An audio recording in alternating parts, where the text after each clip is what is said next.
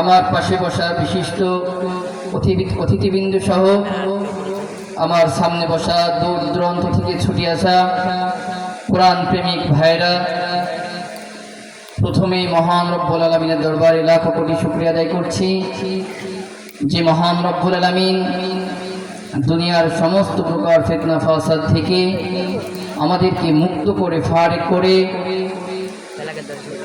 পবিত্র এই কোরআনের মজলিসে এসে কিছু কথা বলবার এবং শুনবার তৌফিক দান করেছেন। এজন্য হৃদয়ের গহীন থেকে ভালোবাসার সুরে সুউচ্চ কণ্ঠে সকলে একবার কালিমাতুশ শুকর পাঠ করি। সকলে বলছে আলহামদুলিল্লাহ। আপনারা সবাই কেমন আছেন? আলহামদুলিল্লাহ, আমিও ভালো আছি। ভালো রাখার মালিক কে? সুস্থ রাখার মালিক কে? আল্লাহ। সুখে দুঃখে জীবনে প্রত্যেকটা ক্ষেত্রে প্রত্যেকটা বাঁকে বাঁকে প্রশংসা করব কার? আল্লাহ। তার কারণ মহান রব্বুল আলামিন দুনিয়ার ভিতরে অসংখ্য অগণিত মাখলুকাত সৃষ্টি করেছেন। এই মাখলুকাতের ভিতর থেকে আল্লাহ রব্বুল আলামিন বললেন যে আমি মানুষ এবং জিন জাতিকে কি করেছি? সম্মানিত করেছি। তাহলে আমরা হচ্ছে কি সেই সম্মানের মানুষ। এইবার আসুন, হাদিসের ভিতরে আছে দুনিয়ার ভিতরে যখন কোন স্থানে কোরআনের মজলিস হয় বলা হয়ে থাকে ওয়ানাযালাত আলাইহিমুস সাকিনাহ ওয়াহাফাত আলাইহিমুল মালাইকা ওয়ানাযালাত আলাইহিমুস সাকিনাহ। বলা হয়ে থাকে যে ওই কোরআনের স্থানকে, কোরআনের বাগানকে চতুর্পাশ থেকে ফেরেশতারা ঘিরে নেয়। সুবহানাল্লাহ। শুধু তাই নাই, ওয়ানাযালাত আলাইহিমুস সাকিনাহ, এবং আসমান থেকে আল্লাহ তাআলার রহমতি সাকিনা নাযিল হয়। সুবহানাল্লাহ। তাহলে আল্লাহ পাক রব্বুল আলামিন এমন একটি স্থানে আমাদেরকে কি আসার তৌফিক দান করেছেন। দেখেন, এমন অনেক মানুষ আছে যারা এখনো রাস্তাঘাটে ঘোরাফেরা করছে, তাই না? তো তাদের ভিতর থেকে আল্লাহ পাক রব্বুল আলামিন আমাদেরকে কি করেছেন? বাছাই করেছেন। তো আল্লাহ পাক রব্বুল আলামিন কোরআনের জন্য, তিনি যে কোরআন নাজিল করেছেন সেই কোরআনের জন্য, সেই কোরআনের মাহফিলের জন্য, প্রত্যেকটা ভালো কাজের জন্য তাদেরকে বাছাই করেন যাদেরকে আল্লাহ পাক রব্বুল আলামিন কি করেন? ভালোবাসেন। আচ্ছা, আপনার একটি মহামূল্যবান কাজ, মনে করেন আপনি ব্যাংকে 1 কোটি টাকা পাঠাইবেন, তো আপনি কোনো ক্রমে যাইতে পারছেন না, তো আপনি কাকে পাঠাবেন? আপনার যে বিশ্বস্ত লোক, কাছের লোক, তাকে পাঠাবেন, তাই না? নাকি কোনো চোরকে দিবেন? চোরকে দিবেন না ডাকাতকে দিবেন? না। কেন? তার কারণ আপনি জানেন ওই ব্যক্তি কি চোর। তো তাহলে আপনি 1 কোটি টাকার জন্য যদি আপনি আপনার বিশ্বস্ত লোককে কি করেন? বাছাই করেন, তাহলে দুনিয়ার ভিতরে আখিরাত, দুনিয়া আখিরাতের ভিতরে যে মহাগ্রন্থ আল কোরআন নাজিল করলেন, সেই কোরআনের ভালোর জন্য আল্লাহ পাক রব্বুল আলামিন ভালোকে বাছাই করবে না? তো সুতরাং আমরা কি আল্লাহ পাক রব্বুল আলামিন ঘোষণা অনুযায়ী তার জান্নাতের বাগানের ভিতর কি আছে? আমরা বসে আছি। তো যাই হোক, সম্মানিত হাজিরিন, আমি আর এদিক ওদিক আলোচনা করছি না। আমি পবিত্র কালামুল্লাহ থেকে সূরাতুল আনফাল থেকে কিছু আয়াত তেলাওয়াত করেছি। আল্লাহ পাক রব্বুল আলামিন তৌফিক ইনায়েত করলেন এই আয়াতের উপরে কিছু আলোচনা করব ইনশাআল্লাহ। তো যাই হোক, আল্লাহ পাক রব্বুল আলামিন এখানে প্রকৃত মুমিন ঈমানদার কারা এই কথা এখানে উল্লেখ করেছেন। দেখেন, দুনিয়ার ভিতরে এমন অনেক মানুষ আছে, নামাজ নেই, রোজা নেই, হজ নেই, যাকাত নেই, আল্লাহর কোনো বিধানই কি ঠিক মতো আদায় করে না, কিন্তু তারপরেও তারা কি বলে যে আমরা হচ্ছে কি পাকা মুমিন, ঈমানদার, তাই না? অথচ নামাজ রোজা কিছু নেই, তারপরেও কি ঈমানদার দাবি করে? পাক্কা ঈমানদার দাবি করে। আমি আমার ভাষায় বলি যে কি, নামাজ নেই, রোজা নেই, আল্লাহর জিকির আজকার নেই, তাসবিহ তাহলিল নেই, তুমি পাকা ঈমানদার নাই, তুমি হচ্ছে ফাক্কা ঈমানদার। ঈমানদার ফাক্কা ঈমানদার, তার অন্তরে কিছুই নেই আল্লাহর কোরআন হাদিস, তাহলে সে কি পাকা ঈমানদার হতে পারে? তাহলে এইবার আসুন, এই প্রকৃত ঈমানদার কারা আজকে আমরা এই মাহফিল থেকে সেটা জেনে যাব ইনশাআল্লাহ। আল্লাহ পাক রব্বুল আলামিন এখানে প্রকৃত ঈমানের যারা প্রকৃত ঈমানদার তাদের 5টি গুণ বর্ণনা করেছেন। কয়টি গুণ? 5টি গুণ। আলোচনা একটু মনে রাখবেন পয়েন্টটা, হ্যাঁ। তাহলে প্রকৃত ঈমানদারের গুণ কয়টা? 5টা। এরপরে একটি সার্টিফিকেট আছে। দেখেন দুনিয়ার সরকার যদি ক্লাস 5 পর্যন্ত কেউ পাস করে তো তাকে 5 এর একটি সার্টিফিকেট দেয় না? একটি 5 এর সার্টিফিকেট দেয়। এবং সার্টিফিকেট দেওয়ার পরে কি করে যে তোমার সার্টিফিকেট দিয়ে দিলাম, এইবার তুমি কি চাকরি খুঁজে নাও। আল্লাহ পাক রব্বুল আলামিন যে রব্বুল আলামিন আমাদেরকে কি 5টি সিফাত বর্ণনা করবেন, আমাদের সার্টিফিকেট দিবে না? তো একটি সার্টিফিকেটের আলোচনা করেছে। এরপরে আল্লাহ পাক রব্বুল আলামিন বললেন এই 5টি গুণ যারা অর্জন করতে পারবে তাদের জন্য 3টা পুরস্কার। কয়টা পুরস্কার? 3টা।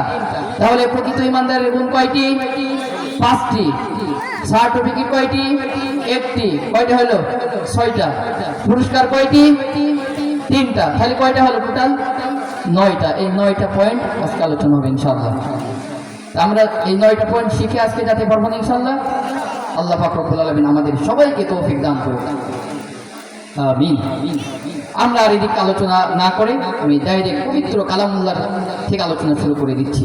তো আগে আমি সার্টিফিকেট নিয়ে সেটা বলবো, এরপরে পুরস্কার 3টা সেটা, এরপরে একদম সর্বশেষ প্রকৃত ঈমানদারের যে 5টি গুণ সেই 5টি গুণ বর্ণনা করে আমি আমার আলোচনা শেষ করব। তো সম্মানিত হাজিরিন, আল্লাহ পাক রব্বুল আলামিন শুরুতেই জানিয়ে দিলেন আউযু বিল্লাহি মিনাশ শাইতানির রাজীম বিসমিল্লাহির রাহমানির রাহিম উলাইকা হুমুল মুমিনুনা হাক্কান।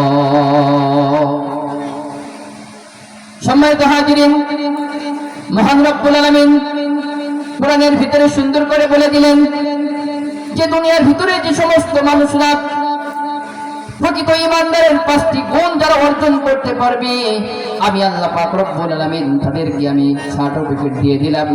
উলাইকা হুমুল মুমিনুনা হাক্কান। ওই সমস্ত ব্যক্তিরাই হচ্ছে প্রকৃত এবং সত্যবাদী ঈমানদার। সুবহানাল্লাহ। তাহলে কি এই 5টি গুণ যারা অর্জন করতে পারবে তারাই কি প্রকৃত এবং সত্যবাদী ঈমানদার। আমার আপনি এই আলোচনা শুনলে বুঝতে পারবো যে কি কারা প্রকৃত ঈমানদার আর কারা কি প্রকৃত ঈমানদার নয়। এরপরে আসুন, আল্লাহ পাক রব্বুল আলামিন 3টা পুরস্কার ঘোষণা করেছেন। নাম্বার 1, আল্লাহ পাক রব্বুল আলামিন কালামুল্লাহর ভিতরে বলে দিলেন 1 নম্বর পুরস্কার লাহুম দারাজাতুন ইনদা রাব্বিহিম ওয়া মাগফিরাতুন ওয়া রিজকুন কারীম। 1 নম্বর পুরস্কার হচ্ছে লাহুম দারাজাতুন। আল্লাহ পাক রব্বুল আলামিন বললেন এই 5টি গুণ যারা অর্জন করতে পারবে তাদের জন্য আমি সম্মানের স্থান আমি তাদের জন্য বরাদ্দ করে দিলাম। বিশেষ তাফসীর লাহুম দারাজাত শব্দের ব্যাখ্যা করেন আই জান্নাতুন তাজরি মিন তাহতিহাল আনহার। আল্লাহ পাক রব্বুল আলামিন বলে দিলেন এই 5টি গুণ যারা অর্জন করতে পারবে, এই 5টি গুণ যারা অর্জন করে দুনিয়া থেকে বিদায় নিয়ে চলে যেতে পারবে আমি রব্বুল আলামিন ওই ব্যক্তির জন্য জান্নাত বরাদ্দ করে দিলাম। সুবহানাল্লাহ। তাহলে 1 নম্বর পুরস্কার হচ্ছে জান্নাত। যদি আমি প্রকৃত ঈমানদারের 5টি গুণ যদি আমি অর্জন করতে পারি তাহলে মহান রব্বুল আলামিন 1 নম্বর পুরস্কার হিসাবে আমার আপনাকে জান্নাত দিয়ে দিবেন। এরপরে আল্লাহ পাক রব্বুল আলামিন বললেন 2 নম্বর পুরস্কার ওয়া মাগফিরাহ। আল্লাহ পাক রব্বুল আলামিন 2 নম্বর পুরস্কার হিসাবে রাখলেন ক্ষমা। কি? ক্ষমা। কেন ক্ষমা রাখলেন? একটি ছোট্ট একটি দৃষ্টান্ত আমি দিচ্ছি। মনে করেন আপনার এলাকার ভিতরে চোর ধরা পড়েছে। তো চোর ধরার পর আল্লাহ পাক রব্বুল আলামিন সুন্দর করে এখানে বলে দিলেন সেই চোর ধরার পর আমরা তাকে ইচ্ছা মতো পিটা দিবে। মনে করেন দুনিয়ার ভিতরে একটি মজলিস হচ্ছে, সেই মজলিসের ভিতরে দুনিয়ার কোনো গণ্যমান্য ব্যক্তি আসবে, মনে করেন আপনাদের এলাকায় এমপি সাহেব আসবে, তো আপনার এলাকায় যখন এমপি সাহেব আসবে, যে স্থানে আসবে সেই স্থানটা আপনি সুন্দর করে ভালো করে কি পরীক্ষা করে নেন, যে এখানে এমপি সাহেব আসবে, জায়গাটা সুন্দর করে দেখে রাখতে হবে। না জানি কেউ এমপিকে মারার জন্য এখানে বোমা ফিট করেছে, না জানি কেউ এমপিকে গুলি করার জন্য এখানে আগে থেকে ঠিক করে রেখেছে। আপনি জায়গাটাকে সুন্দর করে ভালো করে প্রসেসিং করে নেন, তার কারণ এখানে একজন দামি ব্যক্তি আসবে। তাহলে একটু চিন্তা করুন, দুনিয়ার একটি এমপি আসার কারণে যদি আপনি ওই জায়গাটাকে সুন্দর করে প্রসেসিং করতে পারেন, তাহলে মহান রব্বুল আলামিন যে সুন্দর জান্নাত আপনার জন্য বরাদ্দ করে রেখেছে, সেই জান্নাতে কি আপনাকে খালি খালি ঢোকাবে? না না, কখনোই খালি খালি ঢোকাবে না। সেই জান্নাতে আপনাকে সুন্দর করে আগে পবিত্র করে নেবে। তার কারণ আমি দুনিয়ার ভিতরে কত গুনাহ করে থাকি, গুনার কারণে আমাদের অন্তরটা নাপাক হয়ে যায়, গুনার কারণে আমরা আল্লাহ পাক রব্বুল আলামিনকে নারাজ করে ফেলি। এই জন্য আল্লাহ পাক রব্বুল আলামিন 2 নম্বর পুরস্কার হিসাবে রাখলেন ক্ষমা।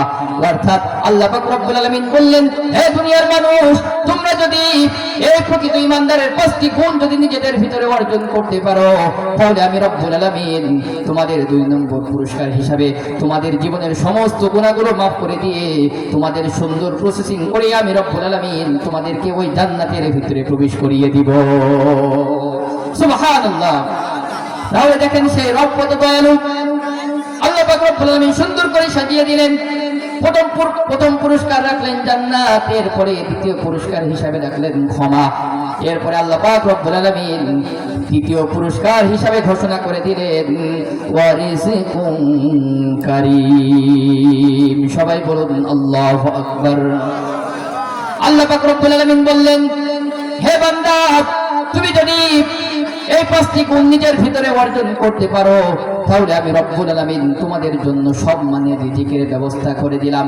ও দুনিয়ার মুসলমান, একটু কান খুলে একটু শোনার চেষ্টা করেন। আল্লাহ পাক রব্বুল আলামিন এখানে সম্মানের রিজিকের কথা বলেছেন। কি রিজিক? সম্মানের রিজিক। রিজিক 2 প্রকার। রিজিক কয় প্রকার? 2 প্রকার। আচ্ছা, আপনারা কি আলোচনা বুঝছেন? রিজিক কয় প্রকার? 2 প্রকার। একটা হচ্ছে সম্মানের রিজিক, আরেকটা হচ্ছে কি অসম্মানের রিজিক। সম্মানের রিজিক কোনটা? মনে করেন আপনাদের এলাকায় একটি চোর ধরা পড়লো, এরপরে চোর যখন ধরা পড়লো, তখন আপনি কি তাকে পোলাও কোরমা গরুর মাংস রান্না করে খাইতে দিবেন? না না না, কখনো খাইতে দিবেন না। তার কারণ আপনি জানেন এই ব্যক্তিটা চুরি করেছে, বড় অন্যায় কাজ করেছে। আপনি তাকে ইচ্ছা মতো পিটুনি দিবেন, এরপরে তার জানটা যাতে কোনো রকম বাঁচে, এই জন্য জীর্ণ শীর্ণ খাবারের ব্যবস্থা করবেন। এরপরে আপনি জেলখানার দিকে তাকান। জেলখানায় যখন কয়েদিরা থাকে, জেলখানায় কি আপনার পোলাও কোরমা খাইতে দেয়? যে না, তুমি দুনিয়ার ভিতরে তুমি খুব মানুষকে বিপদ আপদ করে মানুষকে জবাই করে তুমি খুব ভালো কাজ করে এসেছো, তোমাকে একটু জামাই আদর করি। বিষয়টি কি এমন? না না, বিষয়টি এমন নয়। জেলখানার ভিতরে অত্যন্ত জীর্ণ শীর্ণ মোটা রুটি খাইতে দেয়, অত্যন্ত জীর্ণ শীর্ণ খাবার খাইতে দেয়। তাহলে এটা হচ্ছে অসম্মানের খাবার। আর সম্মানের খাবার মনে করেন আপনার বাড়ি জামাই এসেছে, আপনি কি তাকে কি খাবার খাইতে দিবেন? আপনি তাকে পোলাও কোরমা ভালো ভালো কি রান্না করে খাইতে দিবেন, তাই না? যে জামাই বেচারা অনেক দিন ধরে আমার বাড়ি আসে না, বছরের বছর পার হয়ে যায়, তো যখন আসছে কি এই শীতকালে আসছে একটু পিঠা তৈরি করো, হ্যাঁ থাকে না, পিঠা তৈরি করো, এরপর হচ্ছে কি ভালো মন্দ খাইতে দাও। এইটা হচ্ছে কি সম্মানের রিজিক। তাহলে বুঝছেন তো রিজিক কয় প্রকার? রিজিক 2 প্রকার। একটা হচ্ছে কি অসম্মানের, আর একটা সম্মানের। এখানে আল্লাহ পাক রব্বুল আলামিন সম্মানের রিজিকের কথা বলেছেন। কিসের রিজিক? সম্মানের রিজিক। যে বললেন, হে বান্দা, তুমি যদি 5টি গুণ অর্জন করতে পারো, তাহলে আমি মহান রব্বুল আলামিন তোমাকে সম্মানের রিজিক দান করব। সুবহানাল্লাহ। সম্মানিত হাজিরিন, সম্মানের রিজিক শুধু আল্লাহ পাক রব্বুল আলামিন বললেন, হে বান্দা, তোমাকে আমি জান্নাত দেব, আর দুনিয়া কি না খাওয়াই রাখবো? না না, আমি রব্বুল আলামিন ঘোষণা করে দিলাম এই 5টি গুণ যদি তোমরা নিজেদের ভিতরে অর্জন করতে পারো, আমি মহান রব্বুল আলামিন দুনিয়া ও আখিরাতে তোমাদেরকে মহামূল্যবান পুরস্কার দিব। সুবহানাল্লাহ। তাহলে পুরস্কার 3টা মনে পড়ছে? 1 নম্বর জান্নাত, 2 নম্বর ক্ষমা, 3 নম্বর কি? রিজকুন কারীম, সম্মানের রিজিক দিবে, দুনিয়াতে সম্মানের রিজিক দেবে। এই রিজিকের জন্য আমরা কি দুনিয়ার ভিতরে এত অন্যায় অত্যাচার জুলুম নির্যাতন, মানুষের উপর জুলুম করে মানুষের টাকা মেরে খায়, অন্যের হক মেরে খায়। এরপরে হুজুর নামাজ পড়তে আসতে পারিনি, ধান লাগাইতে গিয়েছিলাম, নামাজ পড়তে আসতে পারিনি, অমুক কাজে ব্যস্ত ছিলাম। আরে অমুক কাজে কেন ব্যস্ত ছিলে? বলে কি একটু দুনিয়ার ভিতরে ভালো থাকতে পারবো, ভালো খাইতে পারবো। কিন্তু মহান রব্বুল আলামিন বললেন, এ দুনিয়ার মানুষ, তোমরা ভালো থাকার জন্য, ভালো খাওয়ার জন্য এত ব্যস্ত হওয়ার দরকার নেই। মহান রব্বুল আলামিনের বিধানগুলো সুন্দর করে মানো, প্রকৃত ইমানদারের 5টি গুণ নিজের ভিতরে অর্জন করো, আমি রব তোমার ঘরের দুয়ারে নিজে পৌঁছাইতে বলি। সুবহানাল্লাহ। সবাই তো হাজিরিন। তাহলে এইবার আসুন সেই 5টি গুণ কি কি, সেই 5টি সিফাত কি, আমরা সেই আলোচনার দিকে যাই। খুব সুন্দর করে বুঝবেন, তার কারণ এই 5টি গুণই আমাদের ভিতরকে আগে অর্জন করতে হবে। আর যখন আমরা এই 5টি গুণ অর্জন করতে পারবো, তখনই কি ওই পুরস্কারগুলো কি আমি আপনি পাইব। আসুন, আল্লাহ পাক রব্বুল আলামিন 1 নম্বর মুমিনের সিফাত বর্ণনা করে দিলেন। মহান রব্বুল আলামিন বললেন, 1 নম্বর মুমিনের গুণ হচ্ছে ইন্নামাল মুমিনুনা আল্লাযীনা ইযা যুকিরাল্লাহু ওয়াজিলাত কুলুবুহুম ওয়া ইযা তুলিয়াত আলাইহিম আয়াতুহু যাদাতুহুম ঈমানা। মহান রব্বুল আলামিন 1 নম্বর গুণ ঘোষণা করে দিলেন, ইন্নামাল মুমিনুনা আল্লাযীনা ইযা যুকিরাল্লাহু ওয়াজিলাত কুলুবুহুম। প্রকৃত ঈমানদার এবং খাঁটি মুমিনদার তো সমস্ত ব্যক্তিরা, ইযা যুকিরাল্লাহু ওয়াজিলাত কুলুবুহুম, যাদের অন্তরে আমি রব্বুল আলামিনের ভয় আছে। তাহলে 1 নম্বর গুণ কি? ওই ব্যক্তি হচ্ছে কি প্রকৃত ঈমানদার, যাদের অন্তরে আল্লাহ পাক রব্বুল আলামিনের কি আছে? ভয় আছে। দেখেন, দুনিয়ার আমরা পুলিশ দেখলে ভয় পাই, আমরা যদি একটা অন্যায় করে ফেলি আমরা পিতা মাতার ভয় পাই, যে অন্যায়টা করে ফেললাম না জানি আমার বাপ মা কি মনে করবে। আমি একটি অন্যায় করলে আমি মনে করি আমার গ্রামের লোকজন কি মনে করবে। আমি একটি অন্যায় করলে আমি এই ভয় পাই, না জানি কখন আমাকে পুলিশ ধরে নিয়ে যাবে। তাহলে দুনিয়ার মানুষ একটু চিন্তা করে দেখুন, আমরা একটি অপরাধ করলে দুনিয়ার মাতা পিতার ভয় পাই, আত্মীয়স্বজনদের ভয় পাই, এরপরে গ্রামবাসীদের ভয় পাই, এরপরে পুলিশের ভয় পাই। কিন্তু যে মহান রব্বুল আলামিন দুনিয়ার ভিতরে এত নাজ নিয়ামত আমাদেরকে দান করলেন, আল্লাহ পাক রব্বুল আলামিন বললেন, ও দুনিয়ার বান্দা, আমি তোমাদেরকে কেবলমাত্র সৃষ্টি করেছি, ওমা খালাকতুল জিন্না ওয়াল ইনসা ইল্লা লিয়াবুদুন, আমি মানুষ এবং জিন জাতিকে সৃষ্টি করেছি শুধুমাত্র কেবলমাত্র তার ইবাদত বندگی করার জন্য। কিন্তু আজকে দেখা যায় মহান রব্বুল আলামিনের ইবাদত আমরা করি না। মুয়াজ্জিন আযান দেয়, হাইয়া আলাস সালাহ হাইয়া আলাল ফালাহ, এসো নামাজের দিকে এসো, আমরা নামাজের দিকে যাই না, আমরা মুয়াজ্জিনের আযানকে অপেক্ষা করে আমরা চায়ের দোকানে চলে যাই, ঠিক কি না? মহান রব্বুল আলামিনের আমরা ভয় পাই না। যদি আমরা ভয় পাইতাম, আমরা যখন হেডফোন কানে দিয়ে গান শুনতাম, তখন মহান রব্বুল আলামিনের ভয় আমাদের অন্তরে থাকতো, তখন সাথে সাথে আমি ওই গান শোনা থেকে বিরত থাকতাম। মহান রব্বুল আলামিনের ভয় যদি আমার আপনার অন্তরে থাকতো, তাহলে মুয়াজ্জিন যখন আযান দেয় তখন আমি সাথে সাথে মসজিদে চলে যাইতাম। মহান রব্বুল আলামিনের ভয় যখন আমার ভিতরে ঢুকবে, তখন আমি আপনি বাপ মার কথা শুনতে আমার ভালো লাগবে, কোরআন তেলাওয়াত শুনতে ভালো লাগবে, কোরআনের ময়দানে থাকতে ভালো লাগবে, ভালো ভালো কাজ করতে ভালো লাগবে। আর যখন মহান রব্বুল আলামিনের ভয় আমার আপনার অন্তরে থাকবে না, তখন আল্লাহ পাক রব্বুল আলামিনের একটা হুকুম মানাও আমার জন্য সম্ভব হবে না। এই জন্য মহান রব্বুল আলামিন 1 নম্বর পুরস্কার, 1 নম্বর সিফাত বর্ণনা করলেন, যাদের অন্তরে আল্লাহ পাক রব্বুল আলামিনের ভয় আছে তারাই হচ্ছে প্রকৃত ঈমানদার। কিন্তু আমরা জান্নাতে যাব কি যাব না সেই চিন্তা আমাদের নেই, তারপরেও আমরা ঠিকঠাক নামাজ আদায় করি না, মহান রব্বুল আলামিনের হুকুমগুলো সুন্দরভাবে আদায় করি না। ও দুনিয়ার মানুষ, একটু চিন্তা করে দেখুন সাহাবায়ে কিরাম কেমন তাদের জীবন ছিল, তাদের জীবনটা কত সুন্দর ছিল। আল্লাহ পাক রব্বুল আলামিন তাদের সম্পর্কে বললেন, রাদিয়াল্লাহু আনহুম ওয়া রাদু আন, আমি আল্লাহ রব্বুল আলামিন আমাই ওই সমস্ত সাহাবীদের প্রতি সন্তুষ্ট এবং তারাও আমার উপর সন্তুষ্ট। তাহলে মহান রব্বুল আলামিন সাহাবীদের প্রতি সন্তুষ্ট ছিল, আর আল্লাহ পাক রব্বুল আলামিন যদি কোনো মানুষের উপরে সন্তুষ্ট থাকে তাহলে তার জন্য তো জান্নাত নিশ্চিত। ও দুনিয়ার মানুষ, একটু চিন্তা করে দেখুন, আল্লাহ পাক রব্বুল আলামিন জান্নাতি সাহাবীদের যখন নাম ঘোষণা করে দিলেন, তারা তো দুনিয়া থেকে জান্নাতি মানুষ, তারপরেও তাদের অন্তরে ভয় কেমন ছিল, আল্লাহ পাকের ভয় কেমন ছিল।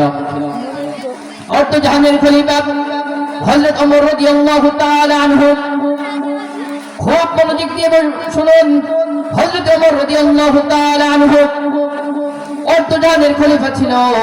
তো একদিন গভীর রজনীতে ওমর ফারুক রাদিয়াল্লাহু তাআলা আনহু রাষ্ট্রের বিভিন্ন কার্যক্রম, গভীর রাত্রে তিনি রাষ্ট্রের বিভিন্ন হিসাব নিকাশ করতেছিলেন। তাদের কোনো পিএস লাগতো না, আলাদা কোনো লোক লাগতো না। কিন্তু আমরা দুনিয়ার একটু সাধারণ যদি মেম্বার চেয়ারম্যান হই, আমাদের আলাদা পিএস লাগে, আলাদা লোক লাগে, যে তুমি এই কাজটা করবে, তুমি আমার এই জন্য নিযুক্ত, তুমি অমুক কাজটা করবে, তুমি এই জন্য নিযুক্ত। কিন্তু অর্ধজাহানের খলিফা ওমর ফারুক রাদিয়াল্লাহু তাআলা আনহু, তার কোনো পিএস ছিল না, তিনি নিজেই তিনি রাষ্ট্রের হিসাব নিকাশ করতেছিলেন। ওমর ফারুক রাদিয়াল্লাহু তাআলা আনহু যখন এইভাবে হিসাব চালাচ্ছিলেন, তখন হঠাৎ করে কে যেন করে নামলো দরজায়। ওমর রাদিয়াল্লাহু তাআলা আনহু মনে মনে চিন্তা করলেন, এই গভীর রাতে কে আবার দরজায় করে নামলো। ওমর রাদিয়াল্লাহু তাআলা আনহু দরজাটা খুলে দিলেন। দরজাটা খুলে দেওয়ার পর ওমর রাদিয়াল্লাহু তাআলা আনহু দেখলেন হযরত আলী রাদিয়াল্লাহু তাআলা আনহু এসেছে। একটু জিকির করি, লা ইলাহা ইল্লাল্লাহ, লা ইলাহা ইল্লাল্লাহ, লা ইলাহা ইল্লাল্লাহ, লা ইলাহা ইল্লাল্লাহ, লা ইলাহা ইল্লাল্লাহ। ও মধুর নামটি নিলে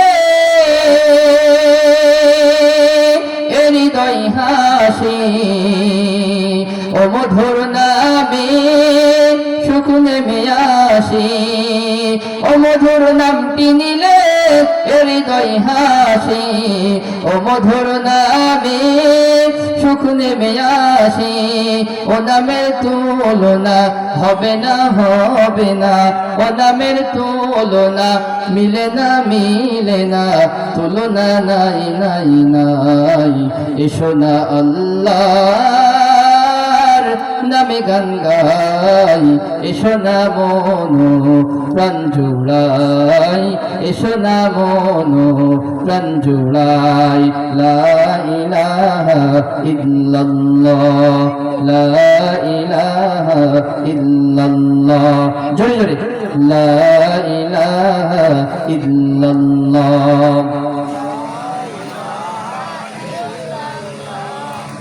লা ইলাহা ইল্লাল্লাহ, লা ইলাহা ইল্লাল্লাহ, মুহাম্মাদুর রাসূলুল্লাহ সাল্লাল্লাহু আলাইহি ওয়াসাল্লাম।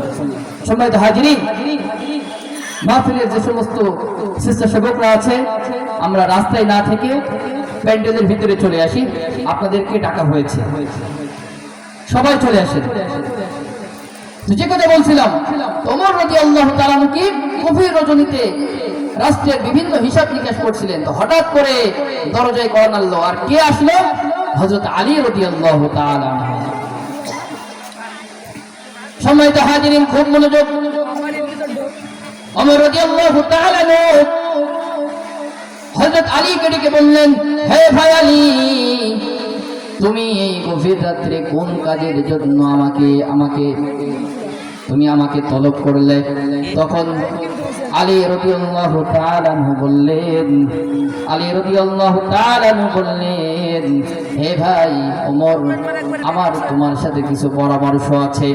এই পরামর্শ করার জন্য আমি আলী তোমার নিকটে এসেছি। তাহলে এই গভীর রাত্রে কি তারা পরামর্শ করার জন্য আসলো?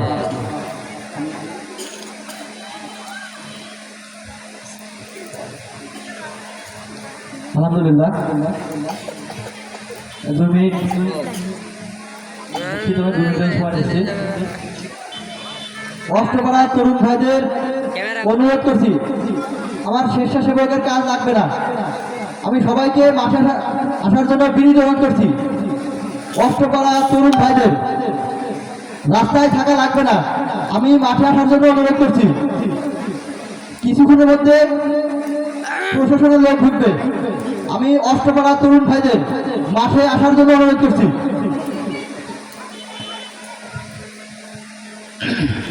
যাই হোক, তো ওমর রাদিয়াল্লাহু তাআলার কাছে আসলেন কি পরামর্শ করার জন্য।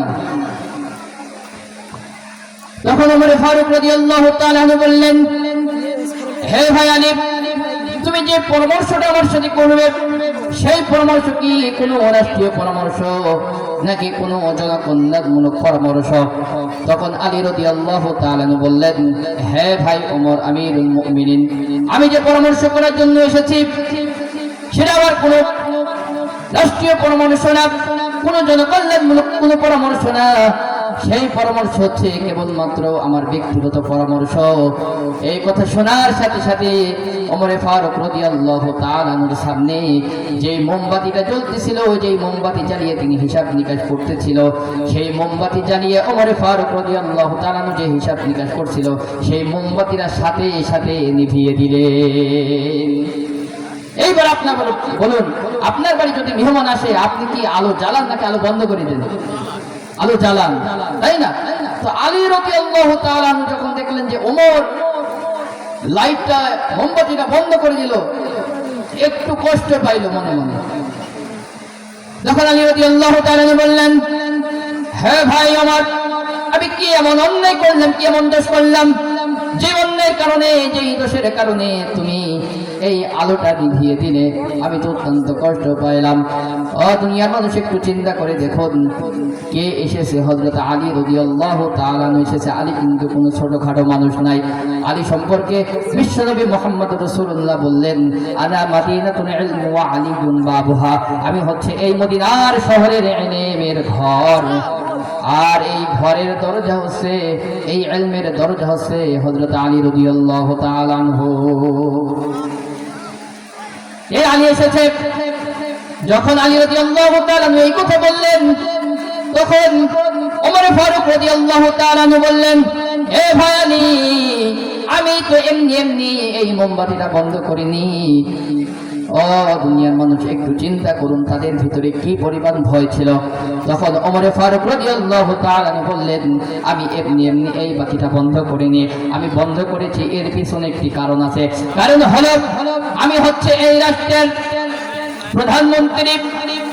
মহান রব্বুল আলামিন আমাকে একটি দায়িত্ব দিয়েছে।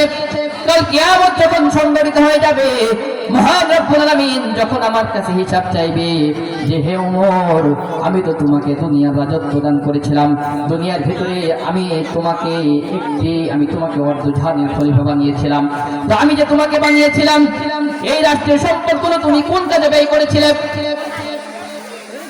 আমি এই ভয়ে আমার সামনে যে রাষ্ট্রের সম্পত্তি চলতেছিল, এই ভয়ে আমি ওমর আমার সামনে এই রাষ্ট্রের বাতিটাকে সঙ্গে সঙ্গে নিভিয়ে দিলাম। সুবহানাল্লাহ। তাহলে একটু চিন্তা করুন তাদের ভিতরে কত ভয় ছিল। অথচ তারা হচ্ছে দুনিয়া থেকে তারা জান্নাতের সুসংবাদ পেয়েছে, তারা দুনিয়া থেকে জান্নাতের সুসংবাদ পেয়েছে। কিন্তু আমাদের নামাজ নেই, রোজা নেই, হজ নেই, যাকাত নেই, আল্লাহ পাকের হুকুমগুলো আমরা কিছুই মানতে পারি না। তারপরে আমরা প্রকৃত ইমানদার দাবি করি, আমরা জান্নাতের মানুষ দাবি করে। চিন্তা করুন আমরা তাহলে তাদের থেকে কতটা দূরে আছি। এই জন্য আল্লাহ পাক রব্বুল আলামিন বললেন 1 নম্বর ইমানদারের গুণ হচ্ছে ওয়াজিলাত কুলুবুহুম, অর্থাৎ আল্লাহ পাকের ভয়, আল্লাহ পাকের নাম যখন তাদের সামনে করা হবে, আল্লাহ পাককে যখন স্মরণ করা হবে, আল্লাহ পাকের স্মরণে তাদের অন্তরে আল্লাহ পাকের জন্য ভয়ে কেঁপে উঠবে। সুবহানাল্লাহ। সম্মানিত হাজিরিন, এই হচ্ছে 1 নম্বর সিফাত। এরপরে আসুন 2 নম্বর সিফাত হচ্ছে وَإِذَا تُلِيَتْ عَلَيْهِمْ آيَاتُهُ زَادَتْهُمْ إِيمَانًا। আল্লাহ পাক রব্বুল আলামিন বললেন 2 নম্বর গুণ হচ্ছে যখন আমার কোন বান্দার সামনে আল্লাহ পাক রব্বুল আলামিনের কোরআন তেলাওয়াত করা হবে, তাদের সামনে যখন আল্লাহ পাক রব্বুল আলামিনের কোরআন তেলাওয়াত করা হবে, তাদের এই কোরআন তেলাওয়াত শুনে তাদের ঈমানটা আস্তে আস্তে বৃদ্ধি পেতে থাকবে। তাহলে 2 নম্বর গুণ হচ্ছে দুনিয়ার ভিতরে যখন আমি আপনি কোরআন তেলাওয়াত করব, তখন আমার আপনার ঈমানটা কি বৃদ্ধি পেতে থাকবে।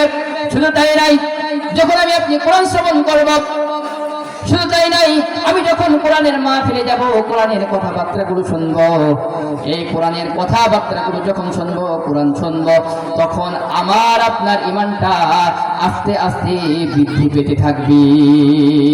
সুবহানাল্লাহ। তাহলে কি কোরআন শুনলে, কোরআন পড়লে, কোরআন বুঝলে, কোরআন তেলাওয়াত শুনলে, কোরআন মাহফিল শুনলে আমার আপনার ঈমানটা কি আস্তে আস্তে বৃদ্ধি পেতে থাকবে। আর আমি আপনি যখন আমার আপনার ঈমানটা যখন বৃদ্ধি পাইতে থাকবে, তখন আমি আপনি আস্তে আস্তে শয়তান থেকে কি থাকবো, দূরে থাকবো। আর যখন কি আমার আপনার ঈমানটা বৃদ্ধি পাইতে থাকবে না, তখন আমি আপনি কি হব, আস্তে আস্তে শয়তানের খালাতো ভাই হব। কি হব? শয়তানের খালাতো ভাই। তার কারণ কোরআন শুনতে আমার ভালো লাগে না, তাই না? কোরআন যেখানে কোরআনের আলোচনা হয় সেখানেও আমার যাইতে ভালো লাগে না। হ্যাঁ, ভালো লাগে। দেখেন রাস্তাঘাটে কত মানুষ এখন ঘুরে বেড়াচ্ছে, আর আপনারা এখানে বসে আছেন। আপনারা কি শয়তান থেকে কি দূরে আছে? আর যারা 1 শ্রেণীর মানুষ যারা রাস্তায় রাস্তায় ঘুরে বেড়াচ্ছে, ওরা হচ্ছে কি শয়তানের খালাতো ভাই। কি ওরা? শয়তানের খালাতো ভাই। আল্লাহ রে, আল্লাহ রে, কোন জামানায় পাঠাইলা আমারে, ও আল্লাহ রে, আল্লাহ রে, কোন জামানায় পাঠাইলা আমারে। বর্তমানের পুলা মাইয়া বড়ই বেহায়া, মাহফিলের বাজারে ঘরে নেই কোনো লজ্জা। ঠিক কিনা? বর্তমানের পুলা মাইয়া বড়ই বেহায়া, মাহফিলের বাজারে ঘরে নেই কোনো লজ্জা। আল্লাহ রে, কোন দুনিয়ায় পাঠাইলা আমারে, ও আল্লাহ রে, আল্লাহ রে, কোন দুনিয়ায় পাঠাইলা আমারে। ঠিক কিনা বলেন? এই জন্য আমরা শয়তানের খালাতো ভাই হব না, আমরা মহান রব্বুল আলামিনের গোলাম হয়ে, মহান রব্বুল আলামিনের বান্দা হয়ে আমরা কোরআনের ময়দানে চলে আসব। তাহলে এই কোরআন আমি আপনি যদি শ্রবণ করি, এই কোরআন যদি আমি আপনি তেলাওয়াত করি, কিংবা এই কোরআনকে আমি আপনি যদি অনুসরণ করি, তাহলে আমার আপনার ঈমানটা আস্তে আস্তে বৃদ্ধি পেতে থাকবে। সম্মানিত হাজিরিন, মহান রব্বুল আলামিন এই পবিত্র কালামুল্লাহ নাযিল করলেন কেবলমাত্র শুধুমাত্র মানুষকে পথ প্রদর্শন করার জন্য, মানুষের জীবনটা যাতে করে সুন্দর করে সে লাইফটা তাকে সেটেল করতে পারে। একটু চিন্তা করে দেখুন, আমি আপনি যখন দুনিয়ার ভিতরে একটি ফ্রিজ কিনতে যাই, একটি ফোন কিনতে যাই, মহান রব্ব যখন আমি আপনি একটি ফ্রিজ কিংবা ফোন কিনতে যাই, সেই ফোনের সাথে একটি ক্যাটালগ থাকে যে এই ফোনটি আমি আপনি কিভাবে চালাইব, এই টিভিটা আমি আপনি কিভাবে চালাইব। তাহলে দুনিয়ার একটি ফোন একটি টিভি চালাইতে যদি তার ভিতরে একটি বই দিয়ে দেয়, তাহলে যে মহান রব্বুল আলামিন এই বিশ্বজগৎকে সৃষ্টি করলেন, এই বিশ্বজগৎকে সৃষ্টি করার পর আল্লাহ পাক রব্বুল আলামিন মানুষের চলাফেরা করার জন্য কি সুন্দর একটি ব্যবস্থা স্থাপন করবে না? অবশ্যই করবে। এই জন্য আল্লাহ পাক রব্বুল আলামিন পবিত্র কালামুল্লাহ নাযিল করে দিলেন। কেমন কুরআন নাযিল করলেন? আল্লাহ পাক রব্বুল আলামিন জানতেন যে এই কুরআন যখন আমি দুনিয়ার বুকে নাযিল করব, তখন এক শ্রেণীর মানুষ আছে এই কোরআনকে মিটিয়ে দেওয়ার জন্য তারা উঠে পড়ে লাগবে। তার কারণ এই কোরআন তো সত্য কথা বলে, এই কোরআন তো হক কথা বলে। আর এই হক কথা, এই সত্য কথা যখন আমি আপনি শুনব, যখন আমার আপনার বিরুদ্ধে চলে যাবে, তখন আমি আপনি ফুসকিয়ে উঠব। কথা বলেন ঠিক কিনা? তার কারণ মহান রব্বুল আলামিন যখন আল্লাহ রাসূল সাল্লাল্লাহু আলাইহি ওয়াসাল্লামের উপর কোরআন নাযিল করে দিলেন, কোরআন নাযিল করার পর কাফের বেঈমানরা চিন্তায় পড়ে গেলেন যে মুহাম্মদ কি এমন কোরআন নিয়ে আসলেন যে এই কোরআন শোনার জন্য মানুষ পাগল পারা হয়ে যাচ্ছে, এই কোরআন শোনার জন্য মানুষ লাইনে লাইনে ছুটছে। মহান রব্বুল আলামিন এমন কোরআন নাযিল করলেন, আল্লাহ রাসূল সাল্লাল্লাহু আলাইহি সাল্লাম যখন কোরআনের দাওয়াত দিয়ে শুরু করলেন, তখন কাফের বেঈমানরা চিন্তায় পড়ে গেল যে কোরআন যদি মানুষের মধ্যে ছড়িয়ে দেয়, তাহলে আমাদের বাপ দাদার যে ধর্ম, সেই ধর্মটি যাবে। আমরা ইচ্ছা মতো নারী নিয়ে মাতলামি করতে পারবো না, আমরা ইচ্ছা মতো জুয়া খেলতে পারবো না, আমরা ইচ্ছা মতো মদ খাইতে পারবো না। তার কারণ এই সমস্ত বিধানগুলো কোরআন আসার পরে এই সমস্ত বিধানগুলো আল্লাহ পাক রব্বুল আলামিন নাজাইজ করে দিয়েছি। সুবহানাল্লাহ। তো কাফের বেঈমানরা এইভাবে পায়তারা শুরু করলো, কোরআনকে বিভিন্ন ভাবে ভুলবার জন্য তারা চেষ্টা করত। কিন্তু মহান রব্বুল আলামিন জানতেন যে তা এই কাজ করবে। এই জন্য আল্লাহ পাক রব্বুল আলামিন কোরআন নাযিল করার পর শুরুতেই জানিয়ে দিলেন, আলিফ লাম মিম যালিকাল কিতাবু লা রাইবা ফীহি। আল্লাহ পাক রব্বুল আলামিন সুন্দর করে কোরআনের শুরুতে বলে দিলেন, আলিফ লাম মিম হারফুন মুকাত্তাআতুন আল্লাহু আ'লামু বিমুরাদিহি। এর উদ্দেশ্য কেবলমাত্র আল্লাহ পাক রব্বুল আলামিন ছাড়া কেউ জানে না। এরপরে বললেন, যালিকাল কিতাবু লা রাইবা ফীহি, ইহা এমন একটি কিতাব যার ভিতরে ভুল তো দূরের কথা, কোনো সন্দেহ এবং সংশয় নেই। সুবহানাল্লাহ। কোরআনের পরিচয় আল্লাহ পাক রব্বুল আলামিন কোরআনের ভিতরে দিয়ে দিলেন। তার কারণ রব জানতেন যে কোরআন যখন পাঠাবো তখন মানুষের গায়ে চুলকানি শুরু হয়ে যাবে। এরপরে মহান রব্বুল আলামিন কোরআনের পরিচয় সুন্দর করে দিয়ে দিলেন। আপনি কোরআনের নাম জিজ্ঞাসা করেন যে হে কোরআন তোমার নাম কি? কোরআন সুন্দর করে বলে দিবেন, ইন্নাহু লাকুরআনুন কারীম। নিশ্চয় আমি কি কুরআনুল কারীম, সম্মানিত কিতাব। এরপরে আপনি কোরআনকে প্রশ্ন করুন, কোরআন তোমার বাড়ি কোথায়? কোরআন সুন্দর করে বলে দিবেন, বাল হুয়া কুরআনুম মাজিদুন ফি লাওহিম মাহফুজ। কোরআন সুন্দর করে জানিয়ে দিলেন আমার বাড়ি হচ্ছে সেই লাউহে মাহফুজে। এরপর আপনি কোরআনকে প্রশ্ন করুন, কোরআন তুমি কোন মাসে অবতীর্ণ হয়েছো? কোরআন সুন্দর করে বলে দিবেন, শাহরু রমাদানাল্লাযী উনজিলা ফীহিল কুরআন হুদাল লিন্নাস। কোরআন সুন্দর করে জানিয়ে দিলেন আমি এই মহাগ্রন্থ আল কুরআনুল কারীম পবিত্র রমজানুল মুবারকে বিনাজিল হয়েছি। সুবহানাল্লাহ। তাহলে আপনি কোরআনকে পয়েন্ট টু পয়েন্ট প্রশ্ন করেন যে কোরআন সব উত্তর দিয়ে দিবে। সম্মানিত হাজিরিন, এমন একটি কোরআন আল্লাহ পাক রব্বুল আলামিন আমাদের কি করলেন? দান করলেন। আমি আপনি জীবনের প্রত্যেকটা ক্ষেত্রে প্রত্যেকটা বাঁকে বাঁকে এই কোরআনকে যদি অনুসরণ করে চলতে পারি, তাহলে আমার আপনার জীবন সুন্দর হবে, আখিরাতও কি হবে? সুন্দর হবে। তার কারণ সব সমস্যার সমাধান দিতে পারে আল কোরআন। সমাধান চাও যদি জীবনে মরণে ফিরে যাও খুঁজে নাও চোখ রাখো কোরআনে। সমাধান চাও যদি জীবনে মরণে ফিরে যাও খুঁজে নাও চোখ রাখো কোরআনে। তবেই পাবে সুখ শান্তির ঠিকানা, তবেই পাবে সুখ শান্তির ঠিকানা, যদি মেনে নাও তুমি মনে প্রাণে। সমাধান সমাধান চাও যদি জীবনে মরণে ফিরে যাও খুঁজে নাও চোখ রাখো কোরআনে। এবারই সকলের নয় শুধু মুমিনের, যারাই চলবে মেনে ফল পাবে কোরআনের।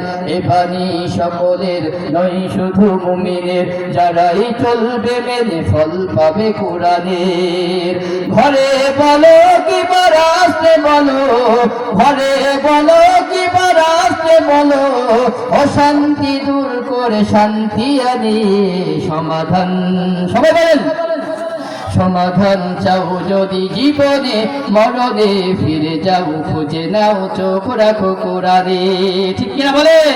তাহলে জীবনের প্রত্যেকটা ক্ষেত্রে ক্ষেত্রে প্রত্যেকটা বাঁকে বাঁকে আমি আপনি কোরআনকে যদি অনুসরণ করতে পারি, কোরআন যদি আমাদের লাইফের ভিতরে সেটেল করতে পারে, তাহলে এই কোরআন আমাদের কি সব সমস্যার সমাধান এনে দিবে। সম্মানিত হাজিরিন, এই কোরআন এত মহামূল্যবান। আপনি কোরআনের যখন একটি অক্ষরে পড়বেন, আপনি মনে করেন আলিফ লাম মিম পড়বেন, আপনি যখন কোরআনের একটি অক্ষর পড়বেন, মহান রব্বুল আলামিন আপনার আমলনামায় 10টি নেকি দান করবেন। কয়টি নেকি? 10টি নেকি আল্লাহ পাক রব্বুল আলামিন দান করবেন। এইবার প্রশ্ন হইতে পারে, যদি আমি আলিফ লাম মিম পড়ি তাহলে কয়টা নেকি হবে? 10টা নেকি হবে কিনা? তারপর এটা তো একটা শব্দ, তিনটাই হরফ। বলে না না, আপনি যখন আলিফ পড়বেন আপনার 10টি নেকি হবে। এরপরে আপনি যখন লাম পড়বেন আপনার 10টি নেকি হবে। এরপরে আপনি যখন মিম পড়বেন আপনার আরো 10টি নেকি হবে। সুতরাং আমি আপনি যখন আলিফ লাম মিম পড়ব, মহান রব্বুল আলামিন আমার আপনার আমলনামায় একটা নয়, দুইটা নয়, 30টা নেকি আমার আপনার আমলনামায় যোগ করে দিবে। সুবহানাল্লাহ। এই কোরআন কি? কোরআন আল্লাহ পাক রব্বুল আলামিন আমাদের কি করলেন? নাযিল করলেন। আল্লাহ পাক রব্বুল আলামিন এই কোরআন নাযিল করলেন এবং বলে দিলেন, এই কোরআন তোমরা নিজেদের জীবনের ভিতরে ফিট করে নাও। দুনিয়ার মানুষ একটু চিন্তা করে দেখুন এই কোরআনের কত মর্যাদা। আমি আপনি যদি আমার একটি সন্তানকে কোরআনের হাফেজ বানাইতে পারি, আল্লাহ পাক রব্বুল আলামিন নবীর মাধ্যমে জানিয়ে দিলেন, ও দুনিয়ার মানুষ তোমরা শুনে নাও, কোনো ব্যক্তি যদি কোরআনের হাফেজ হতে পারে, কোরআনের হাফেজ হতে পারে এবং হালালকে হালাল হারামকে হারাম মেনে দুনিয়ায় যদি সুন্দরভাবে জীবন যাপন করতে পারে, আল্লাহ পাক রব্বুল আলামিন সুন্দরভাবে জানিয়ে দিলেন, কাল কিয়ামত যখন সংঘটিত হয়ে যাবে, আমি রব্বুল আলামিন ওই কোরআনের হাফেজকে 10 জন জাহান্নামী ব্যক্তিকে জান্নাতে নিয়ে যাওয়ার সুপারিশ গ্রহণ করার মতো আমি তাকে ক্ষমতা দিয়ে দিব। সুবহানাল্লাহ।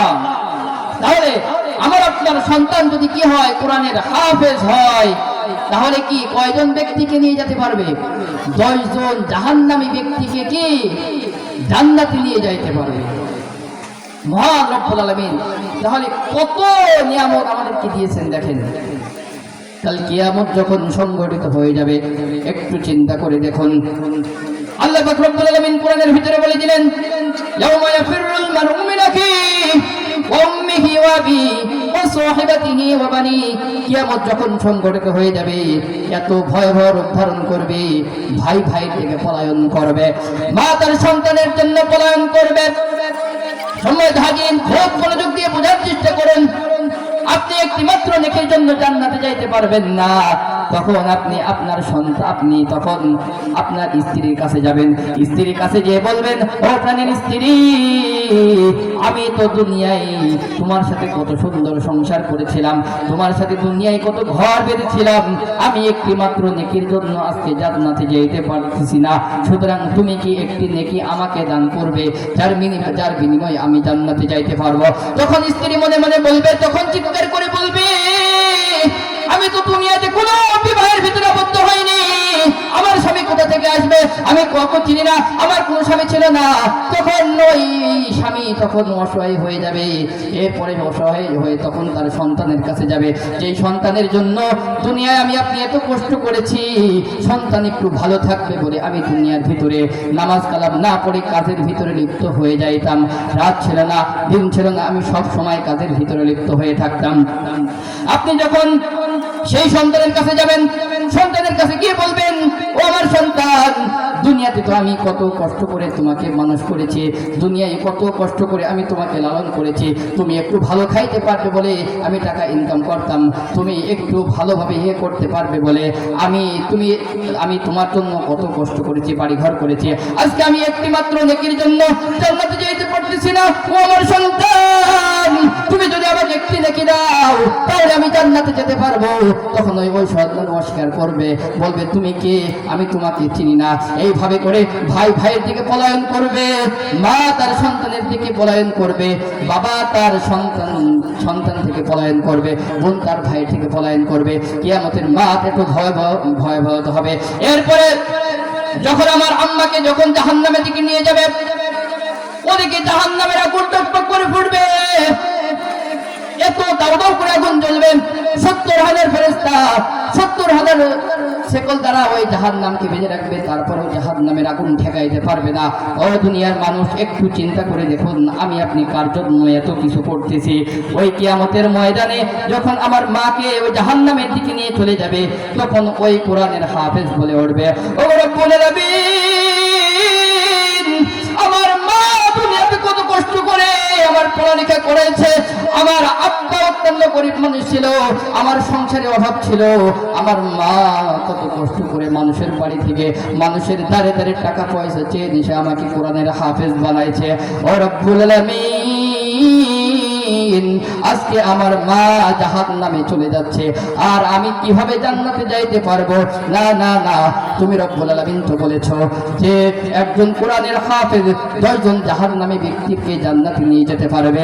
সুতরাং আজকে আমার মা জাহান্নামে চলে যাচ্ছে, আর আমি কিভাবে জান্নাতে যাব? এটা হতে পারে না, আমি আমার মাকে না নিয়ে আমি জান্নাতে যাব না।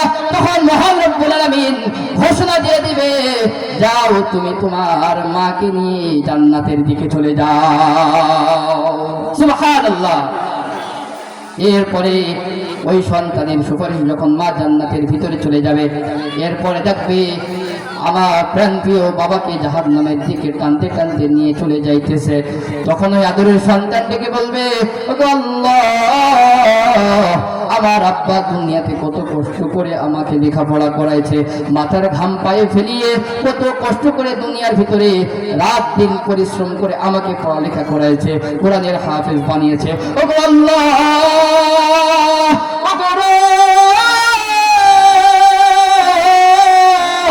আমার আব্বাকে জাহান্নামের দিকে নিয়ে যাচ্ছে, আর আমি কিভাবে জান্নাতে যাব? এটা তো হতে পারে না। তুমি তো বলেছো একজন কোরআনের হাফেজ 10 জন জাহান্নামী ব্যক্তিকে জান্নাতে নিয়ে যেতে পারবে, আমি আমার আব্বাকে ছাড়া জান্নাতে যাব না। তখন মহান রব্বুল আলামিন ঘোষণা দিয়ে দিবে, এ ফেরেশতারা, যাও যাও, তার আব্বার নামটা জাহান্নামের খাতায় থেকে কাটা দিয়ে তার আব্বার নামটা জান্নাতের খাতার ভিতরে লিপিবদ্ধ করে দাও। সুবহানাল্লাহ। এইভাবে করে করে আমি একে একে 10 জনকে জান্নাতে নিয়ে যেতে পারবো, আরো পারবো। এই জন্য কোরআনের অত্যন্ত দাম, কোরআনের দাম অনেক বেশি। এই জন্য আমি আপনি আমার ছেলেকে কোরআনের শিক্ষা দিব। কোরআনের শিক্ষা দেওয়া খারাপ নাই রে ভাই। আমি আপনি যখন মারা যাব, দুনিয়ার সমস্ত মানুষ আমার আপনাকে বিদায় দেওয়ার জন্য তারা রেডি হয়ে যাবে। এই জন্য এই কোরআনের জ্ঞান অর্জন করতে হবে।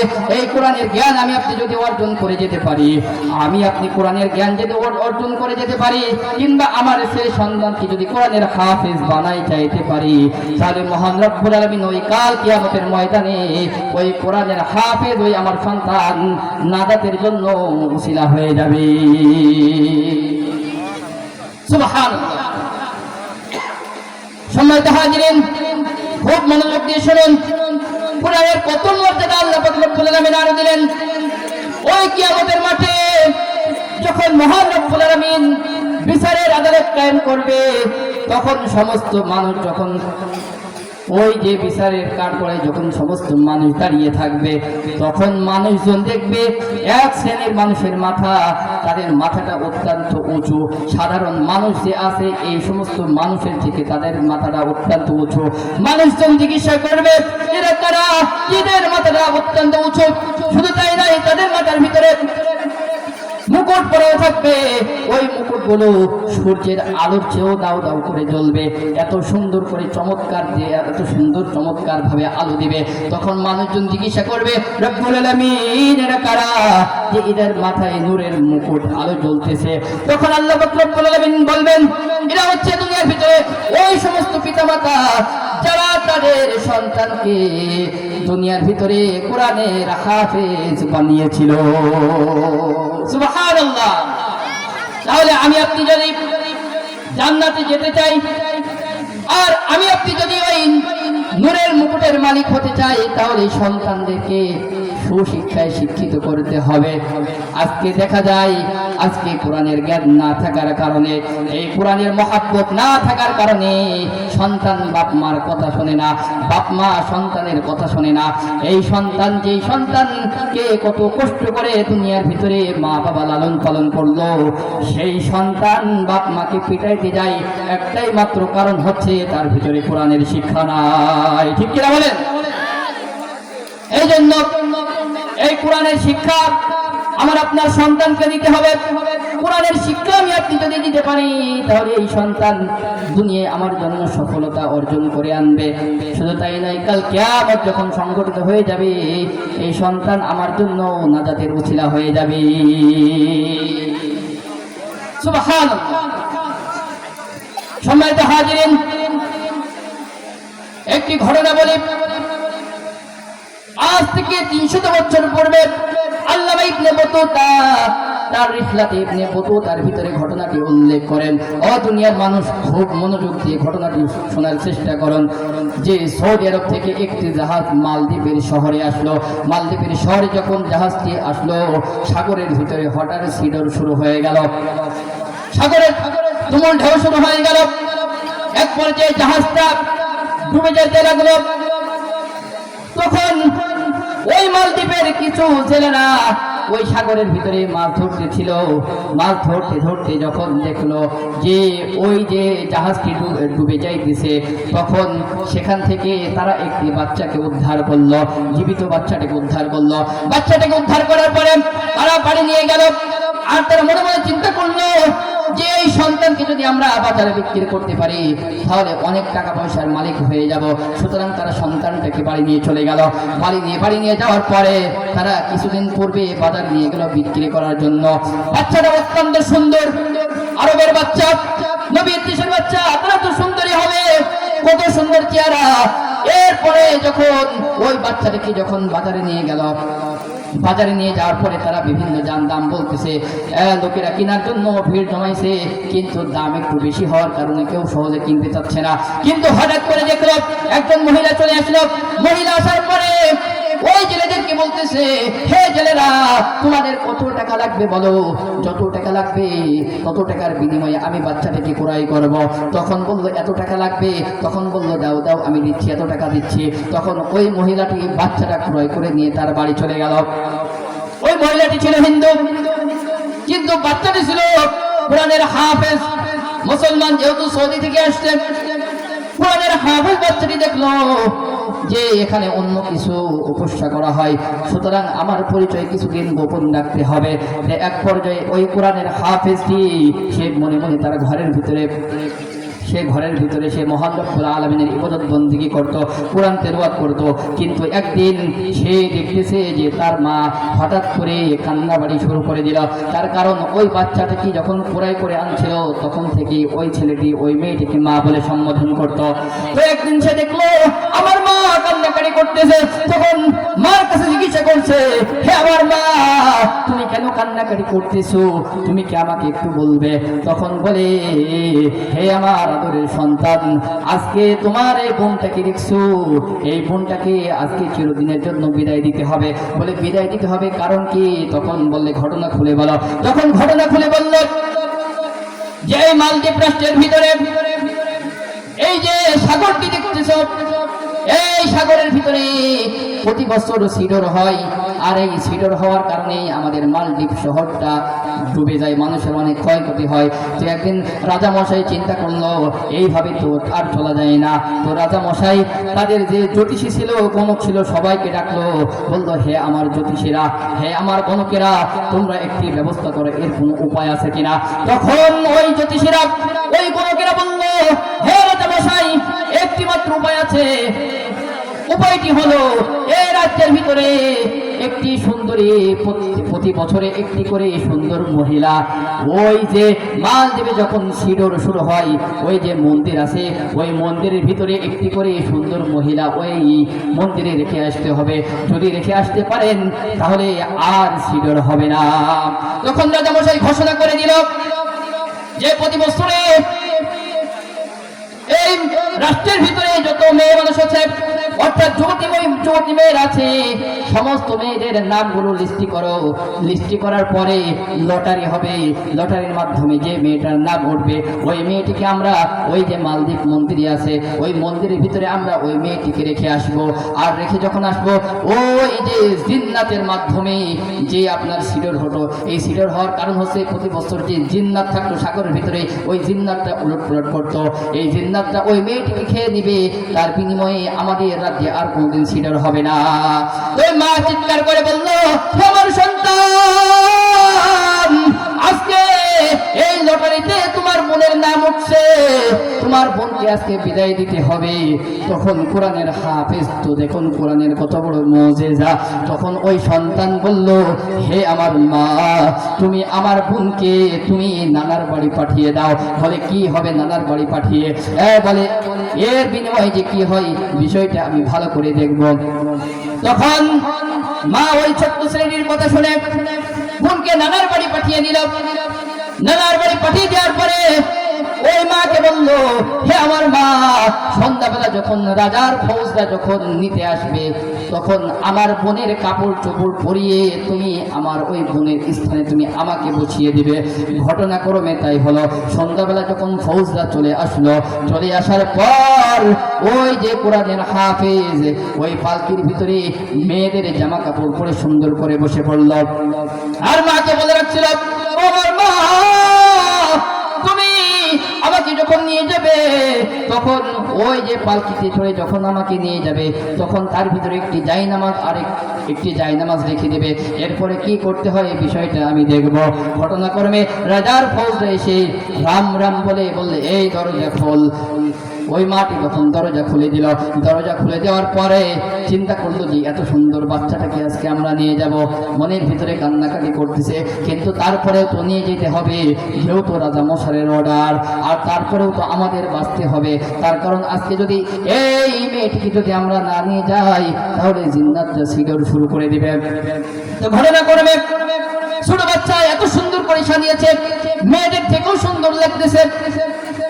তো রাজার ফৌজরা ওই বাচ্চাটিকে মালদ্বীপ ওই যে সাগর আছে, সাগরের ভিতরে যে রাম মন্দির আছে ওই মন্দিরের ভিতরে ওই বাচ্চাটিকে নিয়ে গেল। নিয়ে যাওয়ার পর ওই যে বাচ্চাটিকে তারা সন্ধ্যাবেলায় ওই মন্দিরের ভিতরে রেখে আসলো। রেখে আসার পরে যখন ওই রাজার ফৌজরা চলে আসলো, রাজার ফৌজরা চলে আসার পর ওই বাচ্চাটি তার পোশাক চেঞ্জ করে ফেললো। চেঞ্জ করার পর যাই নামাজ বিছিয়ে মহান রবের কাছে নামাজে দাঁড়িয়ে গেল। আর নামাজে দাঁড়িয়ে দাঁড়িয়ে দোয়া করতেছে ও আমার রব, আজকে পরীক্ষা হয়ে যাবে তোমার কোরআনের শক্তি বেশি নাকি এই জিন্নাতের শক্তি বেশি। সে দাঁড়িয়ে নামাজ পড়তে শুরু করে দিল। নামাজ শেষ করে দোয়া করলো। দোয়া করার পর রাত্রি যখন গভীর হয়ে গেল তখন সে দূর থেকে লক্ষ্য করলো যে দূর থেকে বিশাল আকৃতির একটি ঢেউ তার দিকে ছুটে আসতেছে। তখন সে আর দেরি করলো না, তখন সে পবিত্র কালামুল্লাহ থেকে আউযু বিল্লাহ বিসমিল্লাহ বলে সূরাত ইয়াসিন পাঠ শুরু করে দিল। ইয়াসিন ওয়াল কুরআনিল হাকীম ইন্নাকা লামিনাল মুরসালিন। এইভাবে করে সে ইয়াসিন তেলাওয়াত করে হাতের ভিতরে ফু দিল। হাতের ভিতরে ফু দিলে ফু ফু দেওয়ার পরে হাতটা গোল আকৃতি করে ওই ফোঁটা ওই ঢেউর দিকে নিক্ষেপ করলো। আল্লাহু আকবার। ওই ফোঁটা যখন নিক্ষেপ করলো, ওই ফোঁটার সঙ্গে সঙ্গে গিয়ে ওই ঢেউর সাথে এত জোরে মানে ধাক্কা লাগলো, ওই ঢেউটা একদম যাইতে যাইতে একদম সাগরে অতল গভীরে চলে গেল। সুবহানাল্লাহ। কোরআনের কত মুজিজা একটু দেখুন। এরপরে ওই কোরআনের হাফেজ যখন দেখলো সমস্ত কিছু একদম নিস্তব্ধ আছে, একদম সবকিছু থেমে গিয়েছে, তখন সে রবের কাছে শুকরিয়া আদায় করলো। ও রব, তোমার কোরআনের কত শক্তি, আজকে পরীক্ষা হয়ে গেল। এই কোরআন তো কোনোদিন মিথ্যা হইতে পারে না। এই কোরআন যদি আমি আপনি সুন্দর করে ধারণ করতে পারে, তাহলে আমার আপনার জীবনটাও সুন্দর হয়ে যাবে। সম্মানিত হাজিরিন, সুবে সাদিক হয়ে গেল, ফজরের সময় হয়ে গেল, রাজার ফৌজরা চলে আসলো, লাশ নেওয়ার জন্য তারা চলে আসলো।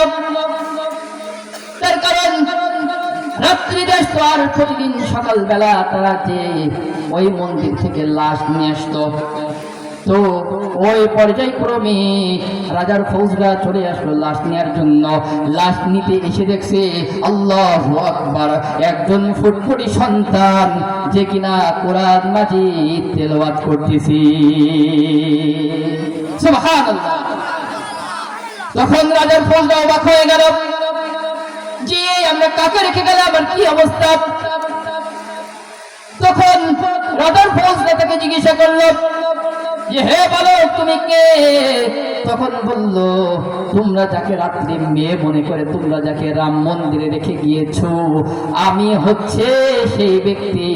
আর বলছে তুমি কে তেলাওয়াত করতেছো? তখন বলছে আমি কোরআন কারীম তেলাওয়াত করতেছি। তখন বলল যে তুমি কিভাবে এখান থেকে বাঁচলে? তার কারণ এখানে যাদেরকে আমরা রেখে যাই সেই তো মরে যাই। তখন রাজার ফৌজদেরকে তখন ওই কোরআনের হাফেজ বলছে, এটা আমার কোনো কালেমা না, এটা আমার কিছুই না, এটা হচ্ছে এই পবিত্র কালামুল্লাহর কেরামতি।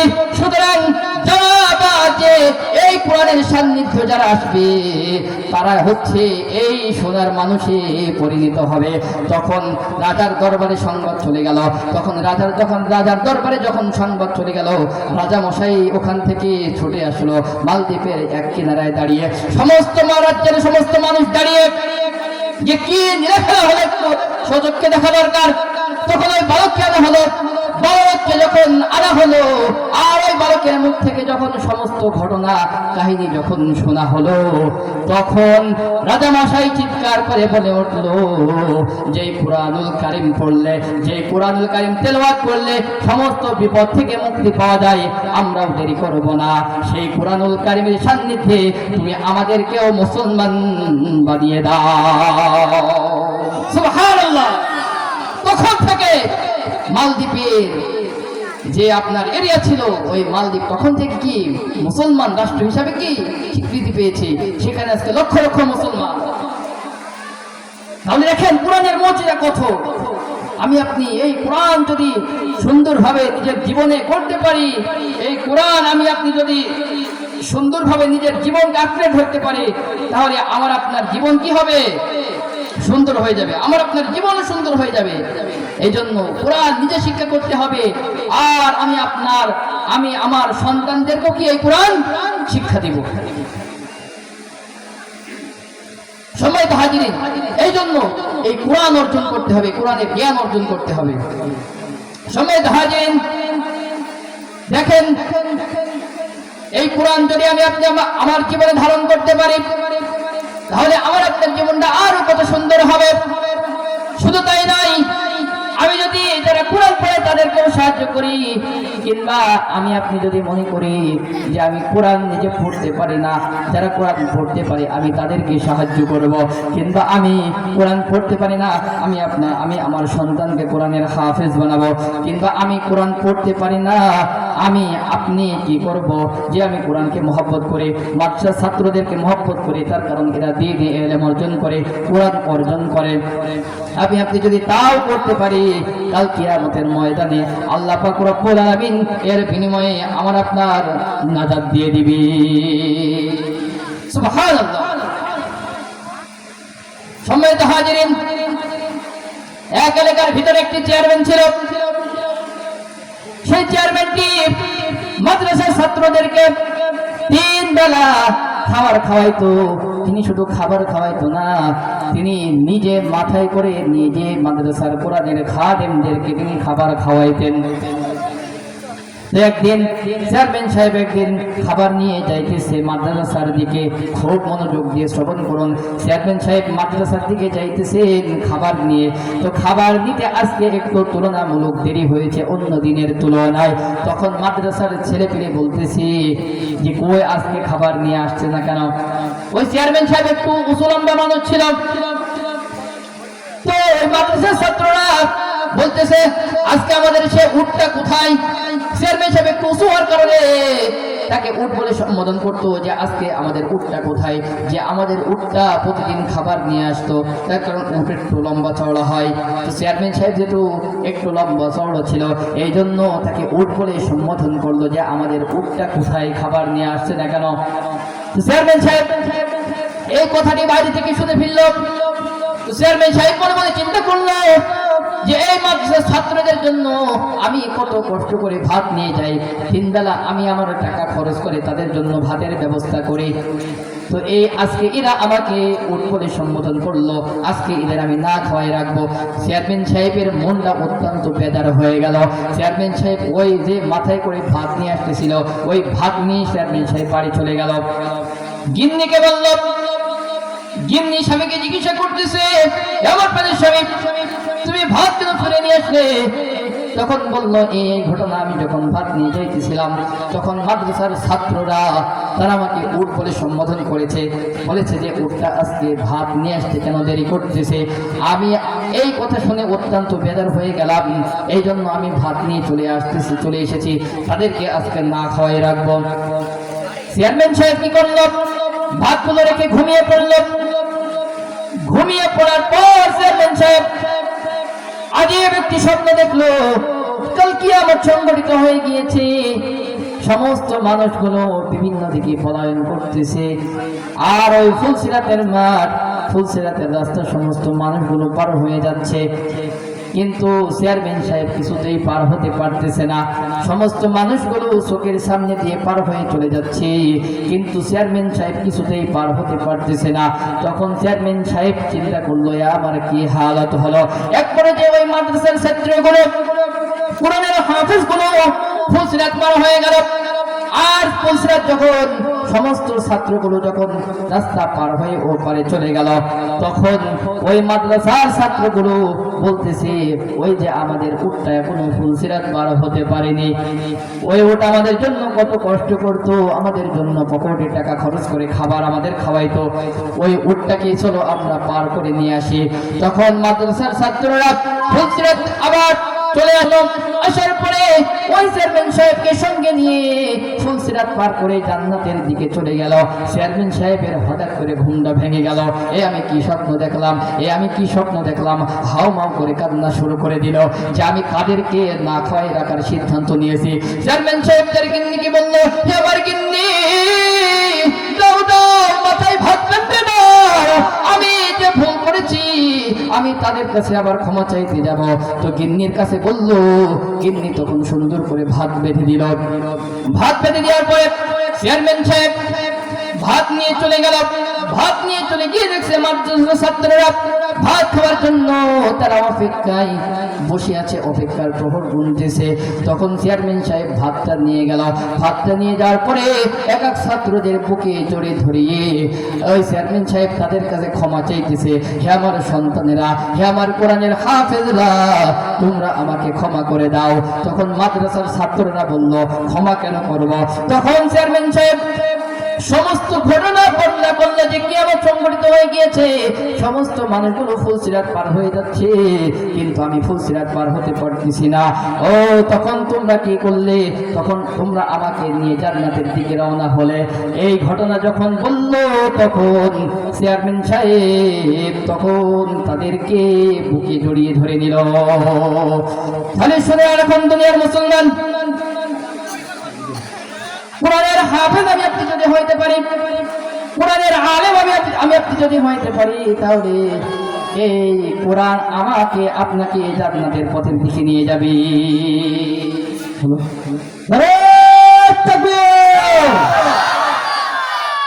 নেতৃত্বের আগমন তরুণ সমাজের পক্ষ থেকে, প্রবাসীর পক্ষ থেকে মাওলানা মোহাম্মদ জাহাঙ্গীর আলম জিয়াদের আগমন।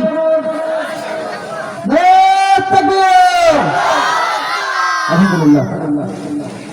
সম্মানিত হাজিরিন, যে কথা বলতেছিলাম, তাহলে এই কোরআন আমি আপনি যদি নিজে না পড়তে পারি, নিজে কোরআনের হাফেজ না হইতে পারি, আমি আপনি কোরআনের হাফেজ আমার সন্তানকে বানিয়ে যাব, কিংবা কোরআন যেখানে শিক্ষা দেওয়া হয় মাদ্রাসার ছাত্ররা, সেখান থেকে আমি আপনি তাদেরকে সাহায্য করব। এইভাবে করে আমি আপনি যদি কোরআন পড়তে পারি, কোরআন শুনতে পারি, তাহলে আমার আপনার ঈমানটা আস্তে আস্তে বৃদ্ধি পাইতে থাকবে। সুবহানাল্লাহ। মেহমান চলে এসেছেন, আর লম্বা করবো না। তাহলে মনে আছে তো, আলোচনা করছিলাম 2 নম্বর কি, 2 নম্বর মুমিনের সিফাত হচ্ছে কি, আমি আপনি যখন কোরআন তেলাওয়াত করব, কিংবা কোরআন শুনবো, কিংবা কোরআনকে সাহায্য করব, যেখানে কোরআনের মাহফিল হয় সেখানে যাইব, বাধা দিব না, তখন আমার আপনার ঈমানটা কি আস্তে আস্তে বৃদ্ধি পাইতে থাকবে। এরপরে আসুন 3 নম্বর কি, আল্লাহর উপর ভরসা করতে হবে। 3 নম্বর কি, আল্লাহর উপর ভরসা করতে হবে। 4 নম্বর আল্লাযীনা ইউকিমুনাস সালাহ, আল্লাহ পাকের যে আল্লাহ পাক রব্বুল আলামিন 5 ওয়াক্ত নামাজের বিধান দিয়েছেন, এই 5 ওয়াক্ত নামাজ সুন্দরভাবে আদায় করতে হবে। 5 নম্বর ওয়া মিম্মা রাযাকনাহুম ইউনফিকুন, কি আল্লাহর রাস্তায় আল্লাহর দেওয়া সম্পদ ব্যয় করতে হবে। তাহলে প্রকৃত ইমানদারের সিফাত কয়টি? 5টি। 1 নম্বর কি, আল্লাহর কথা বলার সাথে সাথে আল্লাহর জন্য আমার অন্তরটা ভয়ে কেঁপে উঠবে। নাম্বার 2, কোরআন যখন শুনবো বা কোরআন যখন পড়বো, কোরআনের মাহফিলে বসবো, কিংবা কোরআনকে সাহায্য করবো, কোরআন যেখানে শিক্ষা অর্জন দেওয়া সেখানে সাহায্য করবো, আমার ঈমানটা আস্তে আস্তে বৃদ্ধি পাইতে থাকবে। 3 নম্বর ওয়া আলা রাব্বিহিম ইয়াতাওয়াক্কালুন, প্রত্যেকটা কাজে ভরসা করবো কার উপরে? আল্লাহর উপর। 4 নম্বর আল্লাযীনা ইউকিমুনাস সালাহ, যে কি 5 ওয়াক্ত নামাজ সুন্দরভাবে আদায় করবো। 5 নম্বর ওয়া মিম্মা রাযাকনাহুম ইউনফিকুন, আল্লাহর দেওয়া সম্পদ আল্লাহর রাস্তায় ব্যয় করব। এই 5টি গুণ আমি আপনি যদি অর্জন করতে পারি, আল্লাহ পাক রব্বুল আলামিন বললেন উলাইকা হুমুল মুমিনুনা হাক্কান, তারাই হচ্ছে কি প্রকৃত এবং সত্যবাদী ইমানদার। আর তাদের জন্য পুরস্কার কয়টি? 3টা। 1 নম্বর জান্নাত, 2 নম্বর আপনার জীবনের সমস্ত গুনাহগুলো মাফ করে দেবে, 3 নম্বর দুনিয়া ও আখিরাতে আল্লাহ কি সম্মানের রিজিক আল্লাহ পাক রব্বুল আলামিন আমাদেরকে দিবেন। তাহলে এই 9টি পয়েন্ট আল্লাহ পাক রব্বুল আলামিন আমাদেরকে সুন্দর করে নিজেদের জীবনে সেটেল করে, এই 9টি পয়েন্ট মুমিনের 5টি গুণ নিজেদের ভিতরে অর্জন করে দুনিয়া ও আখিরাতের সফলতা অর্জন করার তৌফিক দান করুক। আমিন। ওয়া আখিরু দাওয়ানা আলহামদুলিল্লাহি রাব্বিল আলামিন। আসসালামু আলাইকুম ওয়া রাহমাতুল্লাহ। আলহামদুলিল্লাহ। ধন্যবাদ হাফেজ মাওলানা হাসিবুল ইসলামকে কোরআন ও হাদিসের আলোকে সুন্দর আলোচনা করার জন্য। এ পর্যায়ে আপনাদের মাঝে কোরআন ও হাদিসের আলোকে আলোচনা নিয়ে আসছেন মাওলানা মোহাম্মদ